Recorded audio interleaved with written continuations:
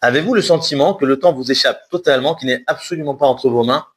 Vous préparez un événement important comme les fêtes juives, un mariage, un examen, des vacances, mais lorsque le jour arrive enfin, il passe en un clin d'œil, vous ne le vivez pas, vous ne le ressentez pas. Pourquoi les événements que l'on prépare le plus passent bien souvent à côté de nous, nous échappent totalement? Nous allons découvrir dans ce cours une erreur que nous faisons bien souvent dans la perception même du temps, et c'est en changeant de regard que nous allons pouvoir changer notre temps. Pour cela, j'aimerais poser une question sur notre paracha, la paracha de Hémor, qui énumère toute la série des Moadim, des fêtes juives comme Pessah, Shavuot, Sukkot, Rosh Hashanah, Kippour, etc. Mais avant cela, elle nous parle du Shabbat. Et la question, c'est pourquoi le Shabbat s'inscrit dans les Moadim. Pourtant, les Moadim ne concernent pas l'idée du Shabbat. Et plus que cela, le verset va nous dire Asher tikraou otam bemoadam, et les sages apprennent d'ici que les fêtes juives, c'est non pas Dieu qui va les fixer, mais l'homme lui-même. Elles vont être fixées par le tribunal. Or, nous savons que le Shabbat ne s'inscrit absolument pas dans cette idée-là. Le Shabbat kvia vekaima, comme dit la Gemara, le Shabbat est fixé depuis la création du monde. Et donc, comment inscrire le Shabbat dans cette notion-là des Moadim qui vont être fixés par le Beddin? Vous pourrez ajouter une question, c'est que pourquoi il y aurait une répétition dans le texte, et les Moadé Hachem, une fois avant d'énoncer le Shabbat, et une fois juste après, avant la série des Moadim. Et donc, en résumé, quel est le rapport entre Shabbat et les fêtes? Alors, Rashi a ressenti le problème, il nous dit, il est la mettra pour nous apprendre que celui qui transgresse les fêtes juives est considéré comme s'il transgresse le Shabbat, et inversement, celui qui accomplit les fêtes juives, qui les respecte, eh bien, c'est comme s'il a accompli le Shabbat. On retrouve une idée très intéressante, d'ailleurs, dans le Gaon de Vilna, qui nous dit que la notion même de Shabbat, 6 jours de travaux, et un jour de Menoucha, de repos, eh bien, on le retrouve dans l'idée même des Moadim, car lorsqu'on fait le décompte des jours de Yom Tov, Pessah, donc nous avons 2 jours, ensuite nous avons Sukkot, Shmini Atzeret, Shavuot et Rosh Hashanah, donc 6 jours de Yamim Tovim dans lesquels il y a des Melachot de Ochel Nefesh, et le 7e jour, c'est Yom Kippour, qui est appelé Shabbat Shabbaton, donc c'est le Shabbat des Moadim. Donc on retrouve un lien profond entre Shabbat et les fêtes. Comment expliquer cela? Pour cela, j'aimerais m'intéresser à une mitzvah qui s'inscrit dans les Moadim et qui concerne la période actuelle, c'est la mitzvah de Sephirat HaOmer, le compte du Homer. Alors la question est évidente, elle est connue. Pourquoi nous comptons sur le passé? Combien de jours nous avons depuis le Homer? Alors que l'idée ici, c'est d'arriver à un objectif. L'idée de Sephirat HaOmer, c'est pour arriver à la fête de Shavuot, pour arriver à l'offrande de la Mincha Chadasha. Donc pourquoi ne pas compter combien de jours il nous reste? Pourquoi s'intéresser plutôt au passé qu'au futur? Là, c'est la première question. Il y a une halakha très intéressante dans Sephirat HaOmer, c'est ce qu'on appelle Temimot. Il faut voir tous ces 50 jours-là comme un bloc. C'est-à-dire que si nous avons manqué un jour, nous ne pouvons plus continuer. Alors évidemment, la halakha aujourd'hui nous dit de continuer sans beracha, sans bénédiction. Alors quelle est l'idée qui se cache derrière? Si l'idée du compte du Homer, c'est pour accéder, pour savoir quand aura lieu le 50e jour, alors quelle est l'importance de ne pas rater un jour? Pourquoi si j'ai raté, je ne peux plus compter? Et pour finir, j'aimerais remettre en cause l'idée même de Sephirat HaOmer, de compter le Homer, de déclarer on est tel et tel jour. Pourtant, dans tous les mitzvot qui consistent à compter dans la Torah, il n'y a aucune obligation de le dire, de le formuler. Pourquoi dans Sephirat HaOmer, il y a cette importance de le dire et de faire la bracha? Puisque l'idée, c'est d'arriver au 50e jour, on pourrait tenir le compte par un calendrier, en l'écrivant, peu importe, ou par le Beddin. Pourquoi chaque individu va devoir faire ce décompte-là, le prononcer et faire une bracha? Il semble que la mitzvah de Sephirat HaOmer vient nous apprendre le bon rapport que nous devons avoir en la notion du temps, la notion de futur. Ou plus exactement, le rapport entre le présent et le futur. Car nous avons tendance à voir le futur un petit peu comme une destination que nous pouvons atteindre en traversant les moments du présent. Comme si les moments du présent sont un couloir, un passage pour pouvoir accéder à un objectif, à un futur. Un petit peu comme un voyage dans l'espace, vous savez, où pour arriver à destination, nous allons devoir traverser toutes sortes d'endroits, toutes sortes de points. Mais une fois arrivés à destination, eh bien, ces endroits n'existent plus, ils sont derrière nous. Pareil, lorsqu'il s'agit de temps, lorsque nous arrivons dans le futur, tous ces moments-là ont totalement disparu. En d'autres termes, la notion de temps, selon cette conception-là, est une série de moments qui se succèdent et qui se remplacent simultanément. C'est-à-dire que lorsqu'on arrive au moment présent, eh bien, le moment qui précède s'évapore totalement, il disparaît. La mitzvah de Sephirat HaOmer vient nous dire que c'est une grande erreur. Le futur n'est absolument pas une destination, mais une construction.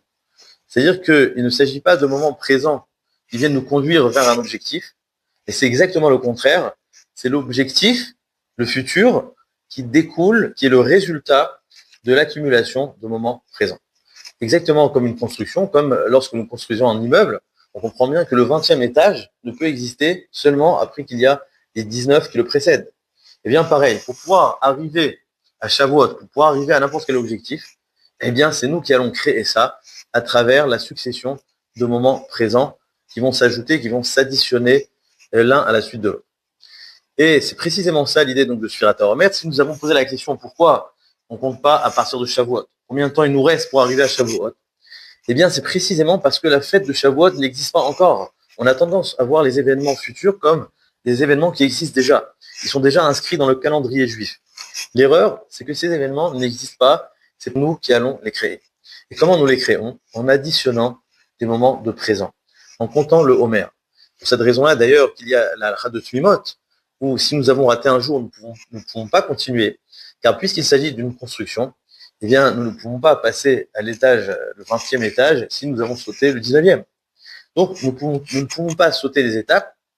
Et c'est précisément ça, la raison pour laquelle nous allons compter le Homer, car le fait de déclarer, de le prononcer, de le dire avec la bracha, c'est une prise de conscience de l'importance du moment présent. Comme nous avons dit, le moment présent n'est pas un moment qui va s'évaporer, mais au contraire, qui va rester, qui va s'inscrire, que nous allons l'inscrire dans une dimension éternelle, qui va s'additionner au moment présent qui le précède et qui va être le tremplin pour le moment qui va suivre. Donc, on pourrait dire que les 49 jours de Shavuot sont un petit peu comme la construction d'un immeuble, d'un escalier, où chaque marche, chaque étage est nécessaire et indispensable pour arriver au niveau supérieur. C'est-à-dire que pour arriver au 26e jour, eh bien, il faut impérativement les 25 jours qui précèdent. On ne peut pas sauter les étapes. Et c'est donc cette raison-là que nous allons compter le Homer, c'est donner l'importance à chaque jour, l'inscrire dans une dimension éternelle, une forme de kiddush, comme nous faisons le kiddush le jour du Shabbat. On va sanctifier ces jours-là, et c'est seulement à partir de ça que nous allons pouvoir créer cette construction qui s'appelle le Homer, ou plus exactement Shavuot, pour ainsi accéder au Korban de la Mincha Hadasha, au Korban de Shavuot. À partir de ça, j'aimerais revenir à notre introduction. Nous avons soulevé cette fameuse question, comment se fait-il que bien souvent, les événements de notre vie nous échappent totalement, on ne les vit pas, on ne les ressent pas. Comment véritablement ressentir ces événements-là? Il semble que cela provient de cette erreur de voir le futur comme une destination. De voir que les moments présents que nous vivons n'existent que pour pouvoir accéder à quelque chose, accéder à un futur. C'est-à-dire que lorsque nous allons être dans la préparation de la fête, de Pessah, de Sukkot, de Shavuot, ou alors dans la préparation d'un mariage, eh bien, nous voyons ces moments-là comme des moments qui nous conduisent vers un objectif, des moments qui disparaissent aussitôt. Mais là, il y a quelque chose d'extrêmement intéressant, c'est que sans nous en rendre compte, nous programmons, nous formatons notre cerveau à attendre toujours l'étape suivante. Et donc, chaque moment du présent, nous le vivons comme un moment qui n'existe que pour nous emmener à un autre moment. Et donc, lorsque nous allons arriver à notre objectif, nous allons arriver à notre futur, nous allons arriver à la fête, nous allons arriver au mariage, eh bien, notre cerveau sera encore conditionné à attendre le moment suivant, à attendre l'étape suivante. C'est-à-dire que de manière paradoxale, pour pouvoir vivre véritablement ces moments de futur, eh bien, il faut commencer déjà aujourd'hui, au moment présent, à l'instant présent. Lui qui est capable de vivre déjà aujourd'hui son moment présent comme un moment éternel, comme un moment qui ne disparaît pas, eh bien, il n'aura aucun mal, aucun problème le jour d'un événement majeur de sa vie à le vivre au présent. Vous savez, il y a une tendance aujourd'hui à tout photographier, tout filmer, prendre des photos à tout bout de champ, que ce soit à la maison, au travail, en vacances, etc., etc. Alors, d'une certaine façon, c'est une forme de souci pour l'avenir, un moyen de garder des traces, des souvenirs dans le futur. Il y a quelque chose d'ici extrêmement intéressant, c'est que lorsqu'on réfléchit, quelle est la nature de ces souvenirs? Eh bien, nous allons nous souvenir de moments présents où nous n'étions pas là. Pourquoi nous n'étions pas là? Car nous étions occupés à créer du futur. Voilà l'exemple d'un présent où on est beaucoup trop occupé au futur pour pouvoir vivre l'instant présent. Et la vérité, quand on réfléchit, on passe l'essentiel de notre temps, de notre vie, dans la préparation. On va aller à l'école pour réussir nos examens, pour pouvoir ensuite entamer des études, pour ensuite avoir un diplôme, pour pouvoir travailler, pour pouvoir gagner de l'argent, pour pouvoir ensuite marier des enfants, etc., etc., etc. Et chaque chose dans la vie, vous verrez que l'événement lui-même est extrêmement court. L'essentiel, ça va être la préparation. Ça peut être dans la préparation de Shabbat, ça peut être dans la préparation des fêtes, d'un mariage, de tout ce que vous voulez. L'événement va être d'un temps extrêmement limité, alors que la préparation sera bien plus longue. Alors si nous sommes dans une vision où la préparation, le moment présent n'est là que pour nous conduire vers un objectif, vers un futur, eh bien, nous allons prendre tous ces moments-là comme quelque chose d'extrêmement secondaire, presque inexistant. Et c'est ça qui va entraîner que nous vivons mal les choses. Nous allons être sous tension. Par exemple, nous allons préparer une fête, eh bien, on va être désagréable avec ce qui est autour de nous, avec nos enfants, etc. Parce qu'on met le focus toujours sur le futur, sur la fête, et c'est jamais maintenant que ça se passe. Et comme c'est pas maintenant que ça se passe, on peut être désagréable, on peut être en colère, etc., etc., pour pouvoir être en meilleure disposition le jour J, le jour de l'événement, le jour de la fête, etc. Mais l'erreur qu'on fait, c'est que non seulement on va passer à côté des moments présents, on va passer à côté de la vie, de l'instant présent, mais la plus grande erreur, c'est que même le jour où l'événement aura lieu, eh bien, nous serons toujours là en train d'essayer d'attraper le moment, car nous n'avions pas pris la bonne habitude de vivre l'instant présent. Pour pouvoir arriver à vivre pleinement nos événements, pour pouvoir arriver à vivre notre Shabbat en harmonie, en famille, il faut commencer dès maintenant, dès aujourd'hui. Ça, c'est l'idée que nous apprend Sfirata Omer, c'est que la fête de Shavuot n'a pas de date. La Torah n'a pas donné de date, elle est absolument inexistante dans le calendrier juif, c'est nous qui allons la créer. Et si c'est valable pour la fête de Shavuot, eh bien cette conception-là du temps est valable pour chaque chose dans la vie, que si nous voulons vraiment ressentir le futur, ressentir les événements que nous traversons, eh bien il faut que nous saisissons l'instant présent comme quelque chose d'éternel, comme une pierre nécessaire pour pouvoir poser la pierre suivante. Et c'est seulement à partir de ça que nous allons pouvoir véritablement vivre, ressentir chaque événement que nous traversons dans la vie. À partir de cela, j'aimerais refermer la boucle et revenir à Shabbat et au Moadim. Car en fait, cette notion-là du temps que nous avons expliqué, c'est précisément la rencontre entre Shabbat et les Moadim. Car en vérité, il y a deux notions de temps. Il y a le temps de la Kadosh Baruch Hu, qui est en vérité le contraire du temps. C'est un temps qui ne connaît ni passé ni futur, il est totalement infini, spirituel. Et il y a le temps que nous vivons, le temps de l'homme. Ce temps-là que nous vivons, où il y a passé, futur, présent, existe par le fait de la contraction de la Kadosh Baruch Hu, la contraction du divin, qui a donné l'espace à la matière. Et donc, qui dit matière dit mouvement et dit séparation en passé et futur. C'est-à-dire que ce temps-là éternel, infini du divin, va être contracté en une addition de fragments de temps qui vont créer le passé et le futur. On pourrait dire que le temps de la Kadosh Baruch Hu est symbolisé par le Shabbat. Shabbat, c'est Men Olam Haba. C'est-à-dire que Shabbat représente le Olam Haba, le monde futur, où il n'y aura absolument pas de matérialité, tout est spirituel, tout est infini, il n'y a plus de notion d'espace-temps, il n'y a plus de passé, plus de futur. Les fêtes, les Moadim, sont comparés, selon Maharal et d'autres, à Yemot HaMashiach. C'est la période qui précède le Olam Haba, c'est-à-dire une période où il n'y a plus de mal, il n'y a que du Tov, mais on est encore dans la matière, et donc c'est encore relié au monde où nous vivons aujourd'hui, le monde concret. Pour cette raison-là, d'ailleurs, que dans les Moadim, durant donc les Yamim Tovim, on a la possibilité de faire des melachot, des travaux, pour préparer à manger, pour donc tout ce qui est de la nourriture, de la consommation. Car nous sommes encore dans une dimension concrète, dans une dimension de l'homme.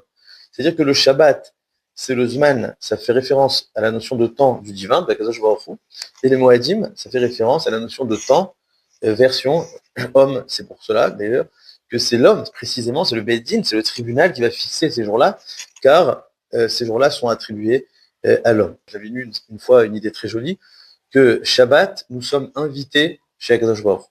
Nous sommes invités dans la dimension de temps, dans le Olam Haba de Akadosh Baruch Hu. Et les Yamim Tovim, c'est Akadosh Baruch Hu qui est invité chez nous dans notre dimension du temps. À partir de cela, on pourrait expliquer que le sens profond des Moadim, de toutes ces fêtes-là, eh bien, c'est de créer la rencontre entre les Moadim et le Shabbat, c'est-à-dire, les Moadim, ça représente le temps de l'homme, le mouvement, l'action de l'homme. J'aimerais comparer cela à de l'encre que nous allons déposer sur un arrière-plan qui est le Shabbat. C'est-à-dire la dimension de temps que nous devons vivre, et là je reviens à l'idée qu'on a expliquée durant ce cours, c'est de prendre les moments de présent, prendre les moments de temps que nous vivons aujourd'hui dans ce monde concret qui se divise, prendre ces fragments-là et en faire quelque chose d'éternel. De quelle façon? Eh bien, en les inscrivant sur un arrière-plan, sur une toile qui s'appelle le Shabbat. C'est-à-dire les Moadim, c'est un petit peu l'encre, et le Shabbat, c'est l'arrière-plan, c'est la toile sur laquelle nous allons inscrire nos actions à travers les Moadim. C'est le fait de reprendre tous les moments présents que nous vivons et de bien comprendre qu'il ne s'agit pas de moments qui vont disparaître, qui vont s'évaporer, comme de l'encre qui n'a pas de support, mais au contraire, nous allons leur donner une dimension éternelle en les inscrivant sur la toile de l'éternité qui s'appelle Shabbat. Donc l'idée même des Moadim, l'idée même des fêtes juives, c'est la rencontre entre les fêtes et le Shabbat. C'est-à-dire que sans le Shabbat, on n'aurait pas pu faire les Moadim. C'est pour cela que celui qui fait les Moadim, c'est comme s'il accomplit le Shabbat, car l'idée même de toutes ces fêtes-là, c'est de prendre tous les moments de la vie, tous les moments concrets que nous vivons, et leur donner une dimension éternelle, car notre Olam Haba va être le résultat de la façon dont nous vivons chaque instant aujourd'hui, comme un moment précaire qui s'évapore, ou alors comme des moments éternels. Et c'est pour ça que les sages nous disent, Mi shetarach be'erev Shabbat, yochal be'Shabbat, ou Mi shelotarach be'erev Shabbat, ma yochal be'Shabbat. Celui qui s'est fatigué, celui qui a préparé, il aura de quoi manger pendant Shabbat. Mais celui qui ne s'est pas fatigué, celui qui n'a rien préparé, qui n'a rien anticipé, ma yochal be'Shabbat, qu'est-ce qu'il va manger? Celui qui a pris tous ces moments de présent comme des moments précaires, comme des moments qui vont finir par disparaître, comme des chemins, des couloirs pour arriver à quelque chose d'autre, eh bien, il n'aura rien préparé, il n'a rien anticipé. Le jour J, le jour de l'événement, il ne pourra pas véritablement vivre, ressentir l'événement. Celui qui veut véritablement goûter au Olam Haba, eh bien, il faut que dès aujourd'hui, il donne une dimension de Olam Haba dans l'instant présent. Il donne une dimension au présent comme quelque chose d'éternel. Seulement à travers cela, eh bien, nous pourrons nous délecter lors du Olam Haba. Shabbat Shalom Vorach.